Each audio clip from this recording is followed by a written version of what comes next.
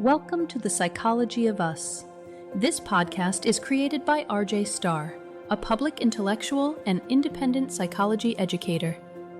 The material presented is educational and interpretive, examining psychological life as a domain of understanding rather than intervention.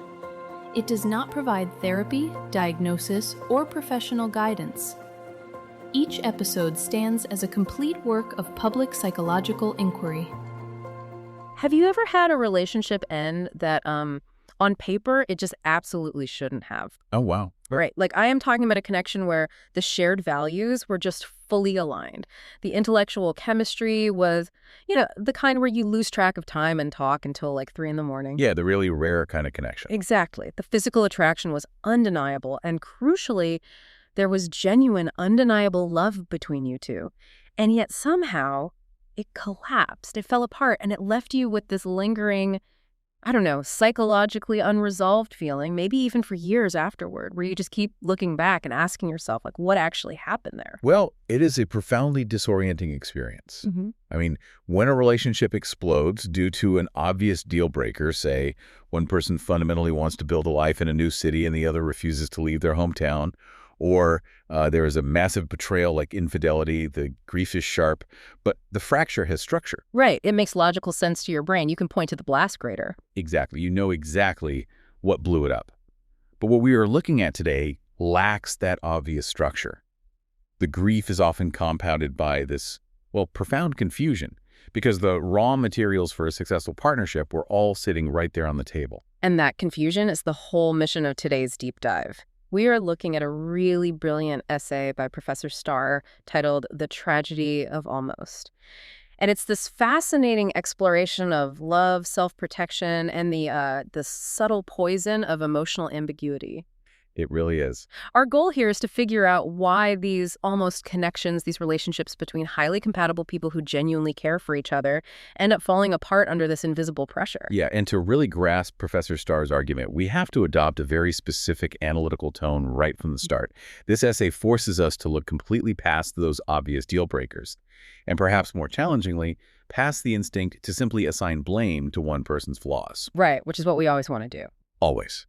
Instead, we are asked to examine the invisible emotional environments that two people build together. So the atmosphere of the relationship itself becomes the subject of analysis rather than, the individuals operating inside it. Okay, let's unpack this, because this completely upends how our current culture talks about relationship failure. Yeah. I mean, if you spend 5 minutes looking at modern dating advice or like pop psychology online, everything is hyper-individualized. Oh, completely. We're taught to look at emotional traits as these permanent, fixed aspects of a person's identity. People use terms like secure or confident or needy as if they are, psychological blood types. Yes. That is Professor Starr's foundational intellectual move here, and it challenges a major modern assumption. We treat human beings as if they are psychologically sealed systems. Sealed systems. I like that phrasing. Yeah, well, the prevailing narrative suggests that you simply are an anxious person, or you simply are an avoidant person. It assumes you just, pack your designated attachment style into your suitcase and carry it completely unchanged from relationship to relationship, regardless of who you are actually sitting across from. So it frames emotional health as something you achieve entirely in isolation, right? And then you just bring your finished self to a partner. Exactly. But, human beings don't move through the world in a vacuum. We adapt to the weather we are standing in. A person who feels completely calm and grounded and emotionally generous in one specific relationship might become hypervigilant, uncertain, and incredibly reactive in another. Because the environment dictates the behavior. Right. And that is why the focus must shift from the individual to the relational system itself. Relationships do not merely contain our emotions. They actively generate psychological climates. Wow. Okay. The failure of these almost connections emerges from a climate that neither person fully understands they're creating together. We have to talk about the physical reality of this process, too. Our nervous systems are continuously interpreting emotional information from our partners. And a lot of that happens subconsciously, right? Almost entirely below our conscious awareness, yeah. Yeah, our bodies are running background checks 24/7. Mm-hmm. Your nervous system isn't just listening to explicit verbal declarations. Like someone can say the words, I care about you, or I am committed to this. Like it's script. But your nervous system is monitoring the micropatterns over time. It is tracking the warmth in their voice, their physical responsiveness, periods of unexplained withdrawal, emotional availability during conflict, even subtle changes in eye contact. Yes, all of it. It's constantly aggregating all this silent data to answer one fundamental question: is the ground I am standing on stable, or is it shifting? Because the body does not care about the script. It only cares about the actual structural integrity of the connection. If the signals are mixed, if profound intimacy is regularly followed by unexplained distance, the nervous system registers that environment as inherently unsafe, regardless of how much love is professed verbally. You know, it makes me think of like a greenhouse. Oh, a greenhouse. Okay. Yeah, imagine taking two perfectly healthy, robust plants and putting them in a greenhouse where the thermostat is just completely malfunctioning. Okay, I see where you're going. 1 minute it's 75 degrees and sunny, and the next minute the vents open, the temperature drops to freezing, and the lights shut off. When those plants start to wither and drop their leaves, you don't blame the plants. You don't call them broken or defective. Right, because they're reacting to the environment. Exactly. The plants are behaving exactly as they should in an unstable environment. The climate inside that greenhouse is wildly inconsistent, and it is literally starving them. The environment is the invisible variable dictating the health of the organism. That is a brilliant way to visualize what Professor Starr is describing. Well, thanks, but I do want to push back on this just a little bit. Just to make sure we aren't losing the nuance of individual history here. If the climate is the only thing that matters, are we letting people off the hook for their own baggage? Oh, I see what you mean. Because if someone has a profound history of betrayal or like a deeply rooted fear of abandonment from their childhood, they are absolutely bringing that into the greenhouse with them. Our pasts do matter, don't they? They absolutely do, and the essay addresses this directly, actually.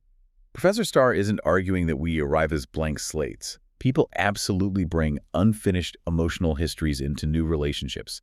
Prior betrayals, deep abandonment, profound humiliation. Those attachment wounds are very real. Okay, so how does that fit into the climate model? Well, here's the critical distinction. Those histories dictate how we interpret the new climate. They act as the lens. Ah, so the history is the vulnerability, but the climate is the trigger. Yes, beautifully put. The tragedy occurs when the new relationship's climate quietly and persistently destabilizes your emotional certainty. Wow. Because a healthy, responsive climate might actually soothe those old wounds over time. But an ambiguous, inconsistent climate, it will pour gasoline on them. It activates the dormant history.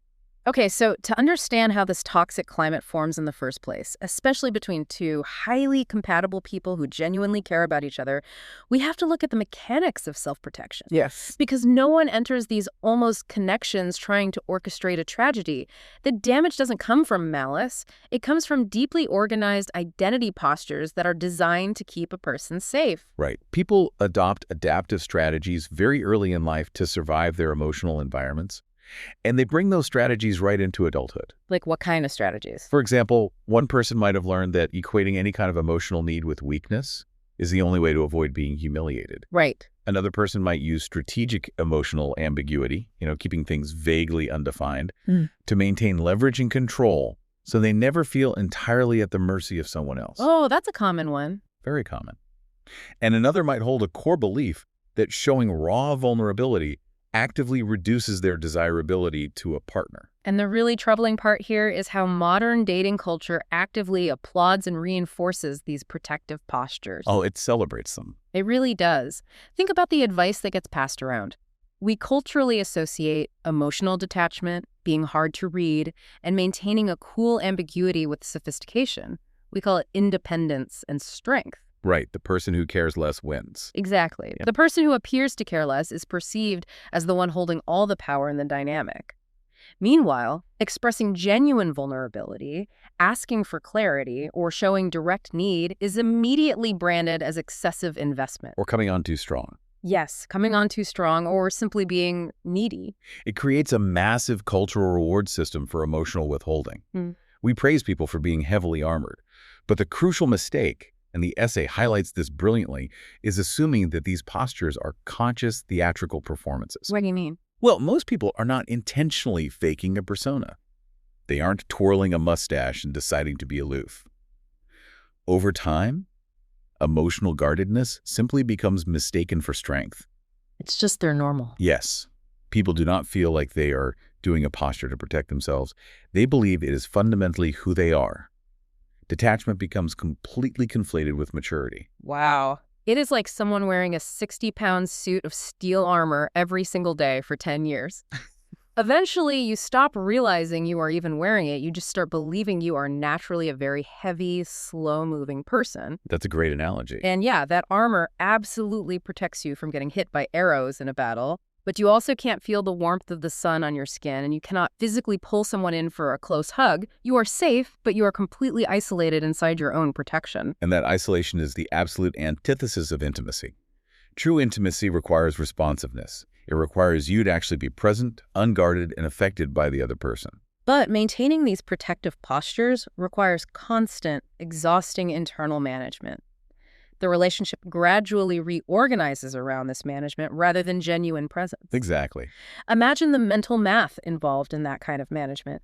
You are sitting on the couch with someone you deeply care about, but instead of just experiencing the affection, your brain is running an algorithm. Yes, calculating every move. You are carefully calibrating exactly how much warmth to show. You are mentally timing how long to wait before returning a text message so you don't appear overeager.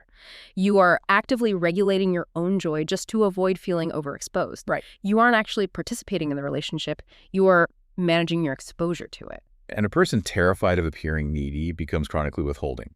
A person terrified of rejection communicates primarily through irony, sarcasm, or extreme intellectualization. Yeah. And again, none of this is malicious manipulation. It emerges entirely from fear and the fundamental human desire to remain psychologically safe. So if both people are fundamentally doing the exact same thing, operating from a place of self-protection and trying to stay safe, how does that translate into a complete structural collapse? Well, this brings us to the structural core of Professor Starr's essay, the reciprocal loop. Okay, well, let's get into this. When you take two highly managed protective postures and place them into the same relational system, they inevitably trigger a chain reaction. The essay maps out the exact anatomy of this collapse, often referred to as a withdrawal vigilance cycle. Withdrawal vigilance cycle. Yes, it operates like a precise escalating mechanism where every single reaction produces the next trigger. Okay, let's put this into a real-world context so you, the listener, can see how the mechanism actually works. Imagine two people who really connect. They go away for a weekend together, the intellectual chemistry is firing, they let their guards down, and they experience a level of profound, unguarded intimacy. It feels incredibly promising. Right, the high point. But then they drive home, and suddenly all that closeness feels like a massive liability to one of them. The armor feels too far away. Exactly. So, step one partner, let's call him the withdrawing partner, experiences a sudden spike in exposure anxiety. The closeness felt wonderful in the moment, but now it feels dangerous. Too exposed. Way too exposed. To regulate their own internal anxiety and regain a sense of autonomy, they pull back. They don't announce this. They don't say, hey, I feel vulnerable. Instead, they introduce subtle ambiguity. Like taking 14 hours to reply to a casual text. Exactly. Their tone becomes noticeably flatter. They become slightly harder to pin down for the next plan. They use distance to self-soothe. But remember the greenhouse thermostat. Step 2.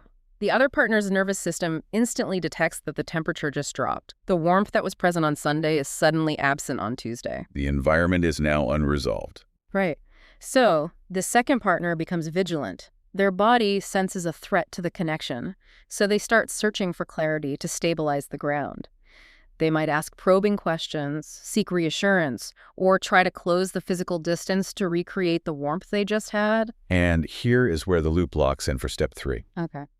The withdrawing partner experiences that new vigilance not as an expression of love, but as an active emotional demand. Oh, wow. The questions, the seeking of reassurance, it feels like an infringement on their autonomy.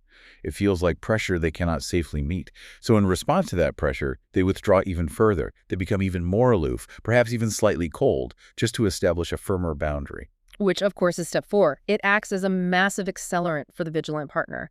That increased withdrawal skyrockets their uncertainty. The monitoring goes into absolute overdrive because the connection is now visibly slipping away. And the harder they try to stabilize the relationship, the more the other person retreats to stabilize themselves. It is a perpetual motion machine of relationship failure. The dynamic becomes completely self-sustaining.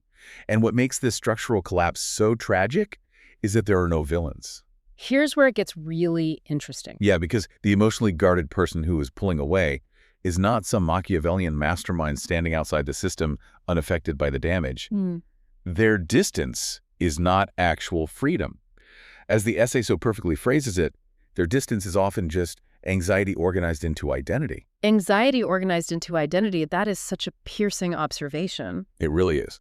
It implies that both people are suffering deeply, just in different ways. Yeah. They both lose all access to spontaneity. They become entirely trapped inside their own self-consciousness. Yes. They stop experiencing each other directly as human beings and start experiencing each other only through the emotional consequences of the loop.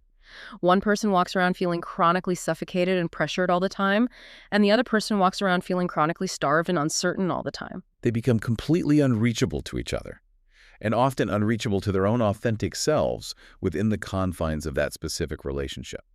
The system has literally taken over. But, I mean, human nature absolutely hates that kind of complex, shared accountability. We hate unresolved ambiguity. Because this reciprocal loop is so unbelievably exhausting, we demand a culprit. Oh, we always want a bad guy. Someone has to be at fault for why this great connection, this beautiful potential, feels so terrible in reality. And this demand for a villain brings us to what might be the most dangerous, weaponized word in modern dating. Insecure. Insecure. This is where Professor Starr makes a very precise, deeply counterintuitive claim that completely reframes modern relationship discourse. The essay argues that labeling someone insecure often functions entirely to protect the relational system from being examined. So the label acts as a shield. The moment one person is officially diagnosed as the insecure one or the needy one, all analytical attention aggressively shifts to their reaction. The camera completely pans away from the other person. Exactly. The emotional ambiguity, the strategic withholding, the performative detachment that triggered the reaction in the first place, all of that completely disappears from view. Oof. The relationship avoids looking at its own broken structure because the problem has been conveniently localized inside one person's supposedly flawed personality. It is a brilliant deflection mechanism. It collapses an entirely coherent psychological reaction into a single moral failing. It ignores the reality that a person's acute distress, their anxiety, their desperate need for reassurance might be a completely logical response to a relationship that is continually destabilizing their emotional certainty. Yeah, if you are standing on a floor that keeps violently tilting back and forth, waving your arms wildly to keep your balance isn't a personality flaw, it's physics. Right. It is your body trying to keep you upright. And the essay includes a fascinating nuance that really underscores this point. Professor Starr points out that deeply independent people, individuals who are fully capable of solitude, who have rich lives, and who often thrive on their own, are frequently the most destabilized by this specific kind of relationship dynamic. Which sounds completely backward at first glance, right? You would assume the hyper-independent, self-reliant person wouldn't be bothered by a partner needing a little space or being aloof. You would assume that, but they break down because their usual coping mechanism, their self-reliance, is actively undermined by the push-pull dynamic. They are entirely unaccustomed to relationships organized around mixed signaling and strategic detachment. When a highly independent person becomes distressed in this loop, they are not terrified of being alone. They like being alone. Right. They are reacting to the grueling, exhausting psychological labor of trying to interpret a relationship that never fully becomes emotionally direct. They are reacting to the sheer confusion of the climate, not the threat of abandonment. The uncertainty itself is what's psychologically consuming. If you are listening to this right now and you have ever looked back at a relationship and felt like a deep shame for how needy or anxious you acted, I really want you to absorb this perspective. Realizing that your behavior might not have been a fundamental personal failing is incredibly validating. Very validating. It might just be your nervous system correctly identifying that you were standing in a psychologically unresolved environment. You weren't broken. You were reacting accurately to a lack of emotional coherence. It is a profound paradigm shift. Yeah. It removes the pathology from the reaction. And this brings us to the ultimate tragedy outlined by Professor Starr's essay. The tragedy of almost. Exactly. These relationships, these almost connections do not collapse because the bond was a mirage. The love, the intellectual care, the beautiful potential that you felt, it was all entirely real. The tragedy is that it collapsed because authenticity never became sustainable enough for that connection to stabilize. Wow. Neither person could stop protecting themselves long enough to be fully known by the other. And we have to be really honest here to honor the actual text and the analytical register of this essay. Professor Starr does not offer an easy, uplifting fix at the end of his work. There is no neat 5-step plan for unguarding yourself, and frankly, we aren't going to give you one either. No, because offering a quick resolution would cheapen the reality of what this dynamic is. Exactly. The persistent, unresolved grief of these almost relationships is completely valid precisely because the loss is real. You are grieving something that actually existed, something that had massive potential, but simply never became direct enough to survive the climate it created. It is a structural tragedy. The affection was deeply present, but the emotional climate was ultimately uninhabitable. Which brings us right back to that malfunctioning greenhouse. You can gather the best soil, plant the most resilient seeds, and have the best intentions in the world.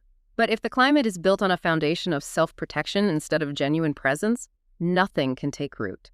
The environment always wins. Which leaves us with a final thought to consider as you examine your own history and navigate your future relational climates. Lay it on us. If our nervous systems are continuously interpreting the emotional environment far below our conscious awareness, making micro-adjustments to keep us safe, how much of what you consider your core personality in love is actually just a quiet, ongoing reaction to the specific person sitting across from you? This has been The Psychology of Us. The work presented here is part of a public psychological archive by R.J. Starr. It is educational and interpretive, not clinical or advisory. Episodes are published as finished reflections and are intended to be encountered as complete works.